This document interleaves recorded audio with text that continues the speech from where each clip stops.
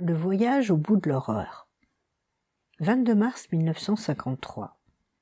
Francis Ross, 19 ans, son paquetage sur l'épaule débarque à la gare de Stream Valley, dans l'État de New York. C'est un grand garçon blond aux yeux clairs, l'air un peu enfantin, le sourire aux lèvres. Il paraît moins que son âge. Il sifflote en remontant le quai. Il ne viendrait à personne l'idée de se demander à quoi il pense en ce moment. À rien de spécial, bien sûr. Il est limpide, transparent. En le voyant à l'autre bout du quai, une jeune fille se met à courir dans sa direction. C'est Lynn Clark, 16 ans. Elle n'est ni gracieuse ni jolie. Elle est trop grande. Ses grosses nattes brunes soulignent le côté anguleux de son visage et elle porte des lunettes aux verres d'une épaisseur énorme. Les deux jeunes gens se retrouvent avec effusion et partent au bras l'un de l'autre. Cela fait 1 an qu'ils se connaissent. Francis Ross, militaire récemment engagé, est venu passer sa semaine de permission avec Lynn. Où irait-il sinon? Ses parents sont divorcés et perpétuellement en voyage. Il ne reçoit des nouvelles d'eux que de temps en temps. Les parents de Lynn Clark eux aussi sont divorcés. Comme ni l'un ni l'autre n'a voulu s'en charger, le comté de Stream Valley a désigné des tuteurs pour s'occuper d'elle. C'est chez eux qu'elle vit. Des gens gentils, avec lesquels elle s'entend bien. Bref, ils n'ont pas eu tous deux beaucoup de chance en démarrant dans l'existence, mais ils s'en sont bien sortis, et l'avenir semble leur sourire. Après avoir fait quelques pas, le jeune homme demande à sa compagne. « Lynn, veux-tu m'épouser ?» La jeune fille ne pousse pas des cris de joie. Elle ne marque pas de désapprobation non plus. Elle répond simplement. « Ce n'est pas possible, Francis. Je n'ai que 16 ans. » Le jeune militaire plisse le front. Visiblement, il n'avait pas prévu cette difficulté.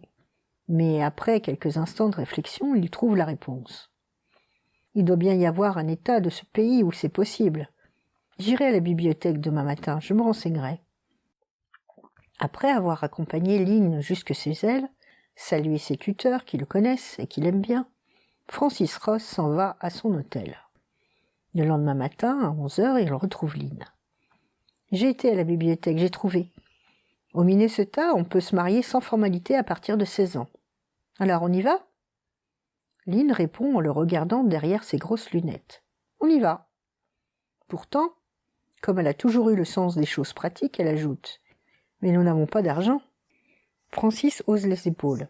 « Nous ferons de l'autostop. » Et il se dirige à pied vers l'entrée de l'autoroute. Pendant leur trajet, personne ne fait attention à eux. Et d'ailleurs, pour quelle raison? C'est un couple comme un autre. Ils sont jeunes, mais ce ne sont plus des enfants. Francis est plutôt joli garçon, Lynn est plutôt laide. Ils en rient de temps en temps, parfois un peu niaisement. Bref, ils sont comme tout le monde. Sagement assis sur une borne kilométrique à l'entrée de l'autoroute de Chicago, Francis Ross tend le pouce droit. À ses côtés, Lynn fait le même geste. Aux États-Unis, l'autostop est beaucoup plus vite entré dans les mœurs que chez nous. Au bout de quelques minutes, une voiture s'arrête. Le conducteur n'est guère plus âgé qu'eux. Il doit avoir 25 ans.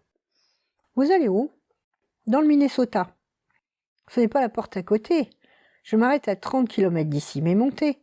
Ce sera toujours ça de gagner pour vous. » Tous deux s'installent à l'avant, à côté du conducteur. Comme il l'avait dit, au bout de 30 km, celui-ci leur annonce qu'il va quitter l'autoroute pour se rendre à sa destination. C'est alors que Francis Ross sort un revolver de sa poche. « C'est ça, quitte l'autoroute. Dès qu'on sera sorti, tu nous laisseras la voiture. » Le conducteur obéit. Il prend une petite route, et croyant sans doute que son agresseur ne fait plus attention, il a une mauvaise réaction. Il se jette sur lui. Francis Ross se dégage et tire. Une seule balle dans la tempe à bout portant. Avec beaucoup de sang-froid, il arrête la voiture en glissant son pied sur le frein tout en contrôlant le volant. Ils sont au milieu d'un bois. Il n'y a aucun véhicule en vue. Francis se tourne vers sa compagne. « Aide-moi à le débarquer. » La jeune fille, qui n'a pas poussé un cri, prend les pieds du cadavre, tandis que le garçon le soutient par les bras. Ils font quelques pas vers des forêts assez denses. Francis Ross explique. « Tu comprends ? Sans quoi il aurait fallu trouver une autre voiture. » Lynn hoche la tête. Elle n'émet aucune objection. Elle ne lui demande pas où il a trouvé ce revolver. Une fois le cadavre dissimulé, ils remontent dans la voiture. Francis prend le volant. C'est quand ils ont regagné l'autoroute que Lynn Clark s'inquiète pour la première fois. « Comment allons-nous faire le plein puisque nous n'avons pas d'argent ?» Francis Ross se tourne vers elle et lui sourit. Il a toujours ce visage un peu poupin de garçon sans histoire. « Je me débrouillerai. » Lynn ne lui demande pas de quelle manière il compte se débrouiller après ce meurtre qu'il vient de commettre de sang-froid sous ses yeux. Elle retire ses lunettes aux verres énormes, elle masse quelques instants ses yeux de myope et elle s'endort tranquillement. Elle se réveille quand la voiture s'arrête. Ils sont sur une petite route isolée, il fait nuit. En face d'eux, un drugstore en pleine campagne plutôt minable, avec son enseigne au néon à laquelle manquent plusieurs lettres. Francis lui dit gentiment « Attends-moi dans la voiture, je reviens tout de suite. » Il entre dans le magasin vide de clients. Le patron, un gros homme, lui adresse un sourire machinal. Francis n'élève pas la voix. « La caisse, vite !» Le patron le regarde stupéfait. Il n'a visiblement pas l'air de le prendre au sérieux. Ce petit blond, l'air insignifiant avec ses cheveux blonds coupés courts, c'est un gosse. Son revolver est un jouet de gosse. Il se baisse vers son comptoir. 2 balles claquent coup sur coup, en pleine tête, toutes les 2. Alarmé, Francis Ross est l'un des meilleurs tireurs de son unité. Il s'approche de la caisse, il est interrompu par des cris. Une femme d'un certain âge fait irruption. La femme du patron, sans doute. Elle roule des yeux horrifiés, allant du cadavre de son mari au jeune assassin. Francis Ross vise comme à l'entraînement. Cette fois, une seule balle suffit. La patronne tombe à son tour, et sur le corps de son mari. Alors il prend l'argent de la caisse et s'en va. Quand il rentre dans la voiture, Lynn Clark l'interroge. « Tu as l'argent ?» Le jeune homme compte les billets un à un. 25 $, c'est pas lourd. Lynn questionne. « Tu es sûr de trouver le chemin ?» Et après la réponse affirmative de son compagnon, elle se tait. Elle a pourtant entendu 3 coups de feu et sans doute aussi les hurlements de la femme. Mais elle regarde la route en silence. La vitre de la voiture reflète son visage anguleux, ses grosses tresses brunes, ses épaisses lunettes, et son visage d'adolescente sans grâce, sans intérêt et sans mystère. Et pourtant, depuis quelques heures, elle est la complice d'un assassin qui vient d'accomplir froidement 3 meurtres. La voiture arrive à Chicago. Elle contourne la ville sans s'y arrêter. Le jour se lève. Francis et Lynn prennent leur petit déjeuner dans une gargote de banlieue. Ils parlent de choses banales, pas même de leur mariage. Comme s'ils vivaient ensemble depuis des années.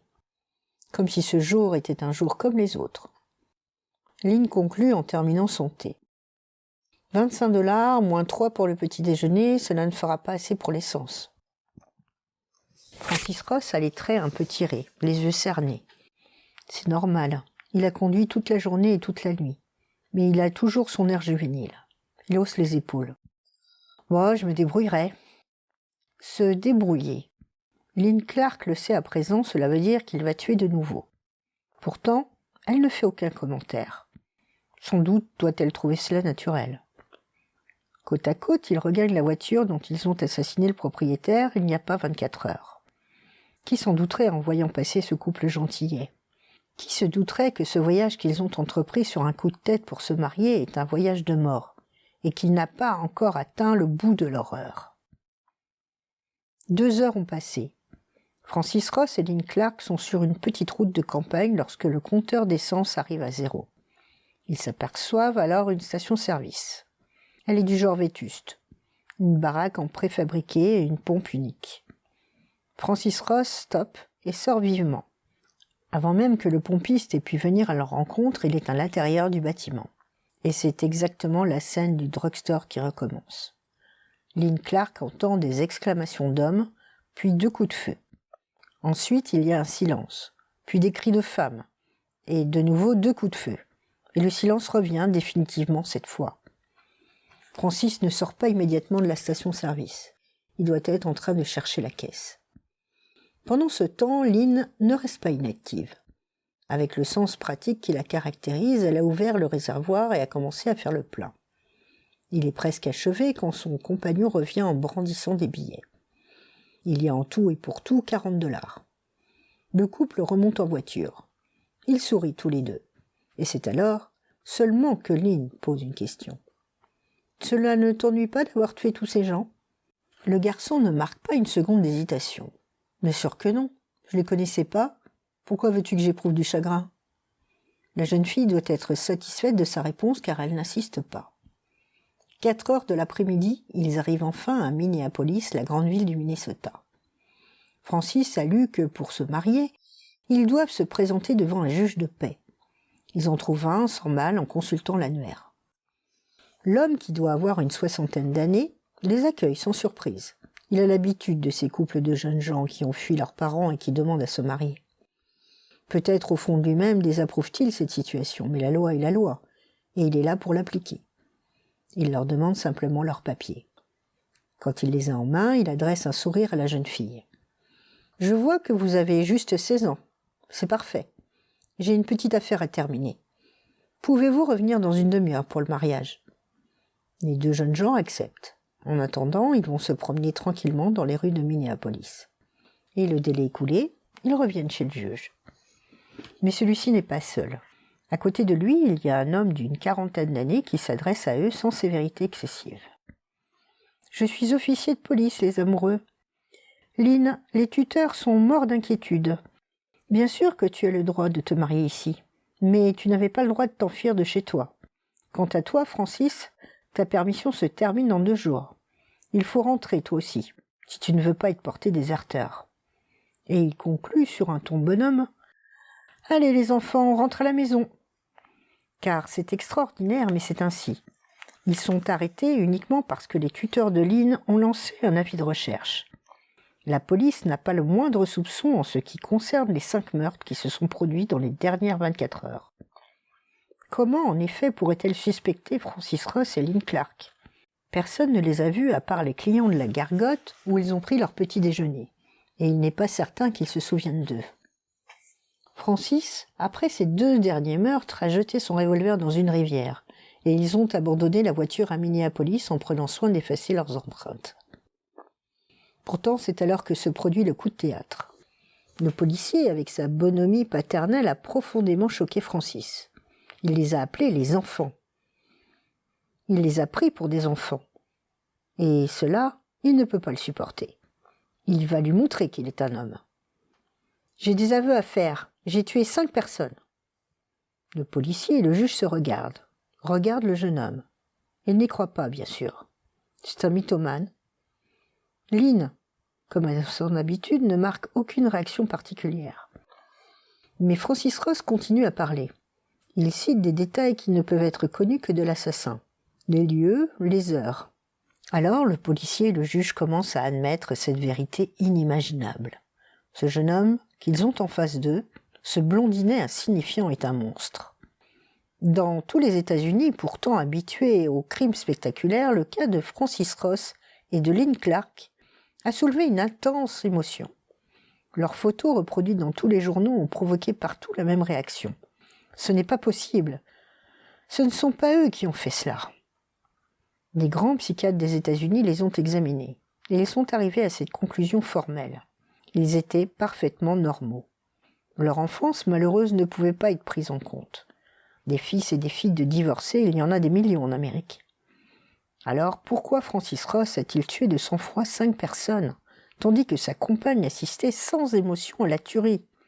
À cette question, l'un et l'autre n'ont fourni que des réponses dérisoirement banales. Pour aller plus vite, on était pressé. Il fallait de l'argent à cause de l'essence. Et Francis Ross a répété ce qu'il avait répondu à la question de Lynn. Ces gens-là, je ne les connaissais pas. Oui, c'était peut-être là l'explication.